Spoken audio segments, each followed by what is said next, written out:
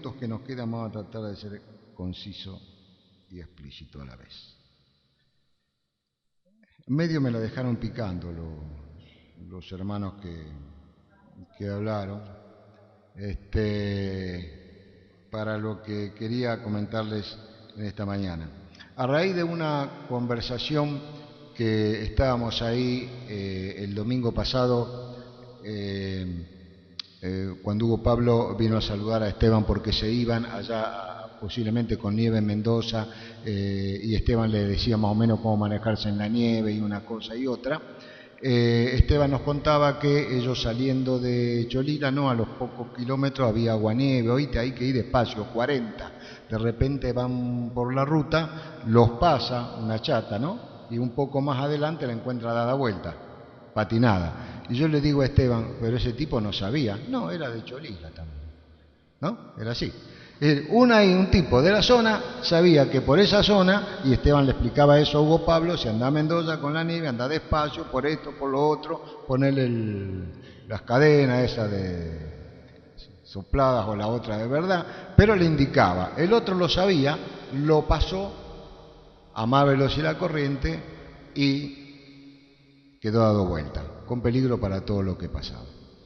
Hermanos, y él lo sabía. Yo quería llevar eso a lo que podemos compartir en esta mañana acerca de cuántas veces sabemos cómo son las cosas, seguimos adelante y después quedamos dado vuelta. Espiritualmente hablando, pasa lo mismo, ¿no? Pasa lo mismo. Por eso ya que me la dejaron picando con algunas cosas que los hermanos dijeron respecto a eso. Respecto a esta situación que estamos viendo en el mundo en general, en nuestra sociedad, en la cual estamos inmersos nosotros, y que a lo mejor nos afecta más o menos, pero tenemos que estar atentos para mantenernos firmes en eso. ¿Ustedes se acuerdan el llamamiento de Isaías? Cuando agarramos el llamamiento de Isaías, ahí en el capítulo 6 del libro de Isaías, hacemos énfasis, no lo busquen, porque, mejor dicho, búsquenlo porque nos vamos a referir a otra cosa anterior. Lo llamamos como un llamamiento al trabajo, al servicio, a esto y lo otro, aquí que de allá, como para alguien que va a ser excepcional. Isaías fue excepcional. Pero el hecho de predicar la palabra o ser un siervo del Señor obediente y qué sé yo cuántas cosas más, eso ya implica responsabilidad. ¿Cuál era el problema que tenía Isaías? Él lo dijo clarito, versículo 6-5. Ay de mí que soy hombre muerto, siendo hombre inmundo de labios, que habitando en medio del pueblo que tiene labios inmundos, han visto mis ojos al Rey que va de los ejércitos. Él reconocía que estaba viviendo en pecado porque tenía labios inmundos en medio de un pueblo inmundo. Pero a Dios no le interesaba, Dios lo buscaba a él. Los otros, ahora, yo me quiero referir a ese pueblo de labios inmundos, como decía ahí Isaías. ¿Cómo era? ¿Cómo era el pueblo de Israel en ese tiempo? ¿Cómo era en ese tiempo? Damos vuelta a la hoja, en el capítulo 5, les leo a partir del versículo 20. ¿Cómo era el pueblo de Israel al cual Isaías dice, un pueblo de labios inmundos, y yo estoy en medio de él y estoy inmundo también? Por eso Dios no dio alternativa, lo limpió y lo mandó a laburar. Dios nos salva y nos manda a laburar, después yo digo sí o no, pero bueno, que no nos pase como a Jonás. Damos vuelta, capítulo 5, versículo 20. Hay de lo que a lo malo dicen bueno y a lo bueno malo, que hacen de las tinieblas luz que hacen de la luz tinieblas y de las tinieblas luz, que ponen lo amargo por dulce y lo dulce por amargo.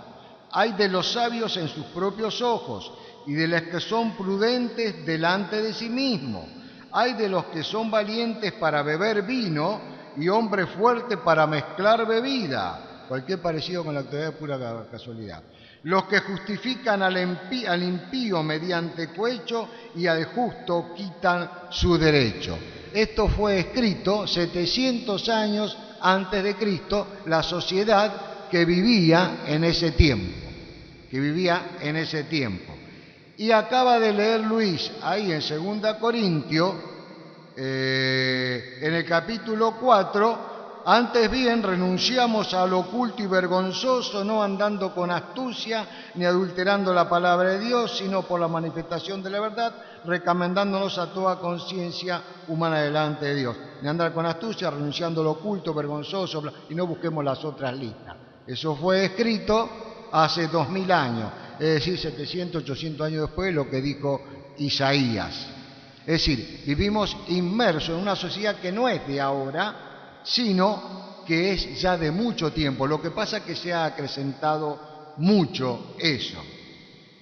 Leí en una revista, y se lo transmito, la oración de un pastor evangélico que le pidieron que orara al iniciar las sesiones del Congreso de uno de los estados de Estados Unidos.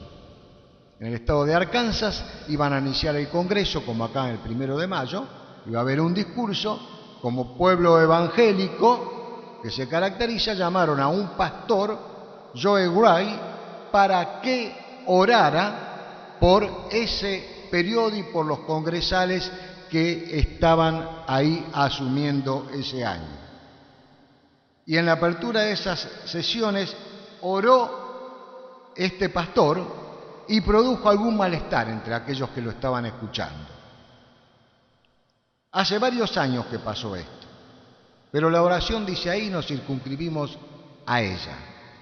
Recordamos lo que en el tiempo de Isaías, recordamos lo que leyeron los hermanos en el tiempo de Pablo, y este hombre allí, hace 20, 30 años, delante de todos los congresales dice, orando, Señor, pastor evangélico, Señor, venimos delante de ti este día para pedirte perdón y pedir tu dirección. Sabemos que tu palabra dice, maldición a aquellos que llamen bien lo que está mal, y es exactamente lo que hemos hecho. Hemos perdido el equilibrio espiritual y hemos cambiado nuestros valores. Hemos explotado al pobre y lo hemos llamado a eso suerte. Hemos recompensado la pereza y la hemos llamado ayuda social. Hemos matado a nuestros hijos que aún no han nacido y lo hemos llamado la libre elección. Hemos abatido a nuestros condenados y lo hemos llamado justicia. Hemos sido negligentes al disciplinar a nuestro hijo y lo hemos llamado desarrollar su autoestima. Hemos abusado del poder y hemos llamado a eso política. Hemos codiciado los bienes de nuestro vecino y eso lo hemos llamado tener ambición. Hemos contaminado las ondas de radio y televisión con mucha grosería y pornografía y lo hemos llamado libertad de expresión.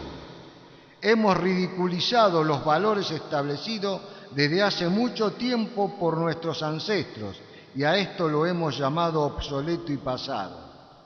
Oh Dios, mira en lo profundo de nuestros corazones, purifícanos y líbranos de nuestros pecados. Amén. Mientras dice el comentario que mientras él estaba orando, algunos escuchaban, se levantaban y se iban. Hizo un revuelo bárbaro. Pero vamos a lo que decían. Hay de a los que a lo malo dicen bueno y a lo bueno malo, que hacen de las tinieblas luz, de la luz tiniebla y las tinieblas luz, que ponen lo amargo por dulce y lo dulce por amargo. Las ideologías opuestas que estamos viviendo hoy día, las opuestas no solamente que son paralelas, sino que se oponen entre sí y pensamos una cosa o pensamos otro, están queriendo lograr adeptos para ir captando y avanzando en eso, ya no solamente en la parte material, sino en la parte espiritual, para fundamentalmente poder tener aquellos que practican estas cosas, y sabemos que atrás de todo eso está Satanás. Ustedes saben que en este momento se habla mucho de inseguridad y se asegura todo. ¿Qué es lo que no se asegura? ¿Qué es lo que no se asegura? Se nos aseguran hasta la tarjeta de débito, por si la perdemos media hora después que salimos del cajero, para que nos repongan el dinero, ¿no? Cada día recibimos en nuestras casas ofrecimientos de seguros distintos para hacer esto y lo otro, para darnos seguridad. Sin embargo, vemos que eso sigue avanzando porque no es una realidad. Amén de los las cosas violentas que vivimos día a día. Como creyente nosotros nos amparamos en Jesucristo para tener esa seguridad, esa tranquilidad en nuestra vida de estar sabiendo de que Él nos protege y lo que nos pase, pasa, si estamos de acuerdo a su voluntad, porque Él lo permite. Mientras tanto nos va cubriendo. Muchas veces hemos hablado de eso. Estamos perplejos por las cosas que suceden en nuestra sociedad, como leíamos recién. Corremos el otro peligro que está latente, pero que ya en otros países se puso en práctica, y ya lo sabemos a raíz del famoso caso Nisman, que ya no tenemos individualidad ni intimidad. ¿Saben eso? Ya si nos quieren hacer perder nuestra intimidad y nuestra individualidad, lo saben, la tecnología lo permite. La tecnología lo permite y lo han demostrado para que así sea, aunque yo tenga voluntad o no de meterme en eso. De meterme en eso, y si se ha ido perdiendo, es decir, vamos a terminar el ser humano siendo autómatas, dependiendo de una sociedad, de un Estado o del enemigo de Dios. Seamos autómatas en aquel que nos da la libertad y dice, no, autómata no quiero, te quiero siervo. Pero tenemos que estar atentos a eso. Llamando a lo malo bueno y a lo bueno malo. Muchas veces comentamos que en el tiempo que nace el cristianismo, que Jesús empieza a extender su doctrina, nace en Grecia las filosofías. Las filosofías que se oponen a lo que es depender, ser salvo por la fe en Jesucristo, porque decíamos que ellos nunca podían creer que la salvación venga de Dios de un judío crucificado, están todos locos. Nosotros con nuestra filosofía vamos a desarrollar la mente humana y hacer que nos sintamos seguros. Y hay una anécdota con respecto a llamar a lo bueno malo y a lo malo bueno, que dice que Sócrates, el gran filósofo, iban los discípulos a él y le pedía que les enseñara las vivencias, lo que él sabía, que le transmitiera, tantas cosas que él escribió. Entonces él le tomaba un examen previo para demostrarle qué tipo de persona era él y cómo se iba a tener que rebuscar para aprender acerca de él, si no se iba. Entonces le decía, las cosas malas, yo te voy a mencionar varias palabras, vos las cosas malas las anotá en la izquierda y las cosas buenas las anotá a la derecha. Entonces estaba ahí el alumno listo para ver lo que Sócrates le decía. Entonces Sócrates le dice, engaño, a la izquierda, engaño, pará, no escribás. Suponete que hay una ciudad sitiada, y el que está mandando en la ciudad, a través de una estrategia que planea, engaña al enemigo para que no sea tomada la ciudad. ¿Eso es bueno o es malo? El alumno no sabía qué contestar. Estaba engañando al otro, se quedó callado la boca. Bueno, deme otra palabra para ver si lo pesco. Le dice la palabra mentira. Mentira. No escriba todavía. Te voy a dar otro ejemplo. Una mamá le tiene que dar un medicamento al hijo. El hijo no lo quiere tomar. Entonces la madre le dice, no, pero tomalo, que esto tiene lindo gusto, te vas a ver. Y vieron como hacemos con los chicos, que abren la boca, entonces le metemos la cuchara ahí con lo que es. Dice, y resulta que no era así, era distinto a lo que le había dicho. Le mintió al hijo. ¿Eso está bien o está mal? El otro se quedó pensando. Dice, oh. Es decir, le siguió así con una serie de cosas para desarrollar en él la filosofía que él estaba desarrollando. Pero para nosotros, por supuesto que esa filosofía no entra dentro de lo que la palabra de Dios dice, porque lo que está en la palabra de Dios y dice que es malo, y lo que es bueno, pero reconozcamos que muchas veces dudamos sobre tomar algunas decisiones de si es malo o es melo porque queremos meter nuestra propia opinión. Y siguiendo lo que decía Luis, cuando nuestra cabeza empieza a funcionar en lugar de la cabeza que es Jesucristo. Entonces tenemos duda sobre lo que es bueno y lo que es malo y a veces aplicamos nuestro criterio. ¿Por qué? Porque estamos influidos por la moral, por la sociedad que nos está invadiendo, que nos está influyendo, y será bueno o será malo. La palabra de Dios dice, es malo y punto y aparte. Sin embargo, caemos muchas veces en esas circunstancias, en esa norma de vida que no es la correcta. Esas reglas o normas que el Señor pone en nuestras palabras, tenemos en nuestras vidas, son normas y leyes para respetar. ¿Y dónde están? En la palabra de Dios. Se cuenta una historia de un señor que, muy cansado después que terminó de trabajar su día a diario, se acuesta en la cama, se pone a fumar, en la cama se le cae el cigarrillo dormido, se prende fuego, casi se muere. ¿A qué se dedicaba este hombre? Vienen los bomberos, lo salvan y qué sé yo, le dice, atiéndame, ¿no se da cuenta que acá todas las camas tienen en la parte de atrás un cartelito que dice no fume al estar acostado? ¿Y cómo no lo voy a hacer si esos cartelitos los hice yo? ¿Se entiende? Él lo había hecho, pero no obstante, no obedeció a eso mismo que estaba ahí. Y muchas veces pasa eso en nuestra vida, de decir que podemos saber, pero si no vivimos las enseñanzas, si no las ponemos en práctica, de nada sirve. Haciendo de la luz tinieblas y de las tinieblas luz. Una señora se levantaba, una viejita, tenía un lorito, llegaba todos los días. Buen día, Pedrito. Buen día. Buenas noches, Pedrito. Buenas noches. Lo tenía en una jaulita, llegaba a la mañana. Buen día, Pedrito. Buen día. Buenas noches, Pedrito. Buenas noches. Llega una mañana, llega la señora y le dice, buen día, Pedrito. Buenas noches. Buen día, Pedrito. Buenas noches. Oh, ¿qué le habrá pasado? ¿Qué había pasado? Era tan viejito el loro que ya había perdido la vista. Habían pasado tantos años que ya había perdido la vista. Estaba cegado y no se daba cuenta de la luz del día. Y la palabra de Dios dice que el pecado ciega. El pecado ciega.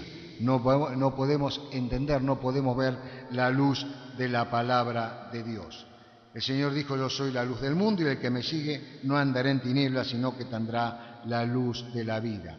Y por último, a lo que lo amargo dicen dulce y a lo dulce amargo, el sentido del sabor. Para eso, si vamos al libro de los Proverbios, dice un montón de cosas acerca de perder el sabor a las cosas lindas de la vida que provienen, el cristiano lo sabe, de Dios. El pecado, el vicio, las raíces de amargura no son buenas medicinas para nuestro ser.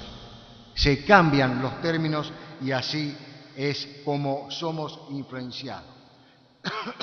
El Señor puede cambiar nuestra noche en día y nuestra tristeza en alegría. Eso lo sabemos y lo podemos practicar. Yo no sé cómo estamos viviendo nosotros íntimamente en este tiempo, pero sí sé, y podemos verlo, la sociedad que nos rodea, cómo influye como nosotros como cristianos. Y no solamente termina el comentario de este pastor que oró hablándole a los políticos, sino que el comentario dice, ¿cuántos cristianos de este día, de este tiempo, tendrían también que escuchar esta oración? Porque hemos cambiado los términos. Sabemos cómo es el país del norte, pero ya todo el mundo está influenciado por eso. Hermanos, que el Señor nos bendiga a permanecer a donde Él quiere que permanezcamos. Nos va a costar, no es fácil, pero, tenemos en la Biblia, nos ponemos de pie, buscamos el Salmo 90, leemos todos juntos el versículo 12, leemos todos juntos el versículo 12, después le voy a pedir al hermano Gustavo García que nos despida en oración. Salmo 90, leemos todo el versículo 12. ¿Lo encontraron? Creo que muchos lo sabemos de memoria. Leemos y después Gustavo nos despide en oración. Enséñanos de tal modo a contar nuestros días que traigamos al corazón sabiduría. Amén.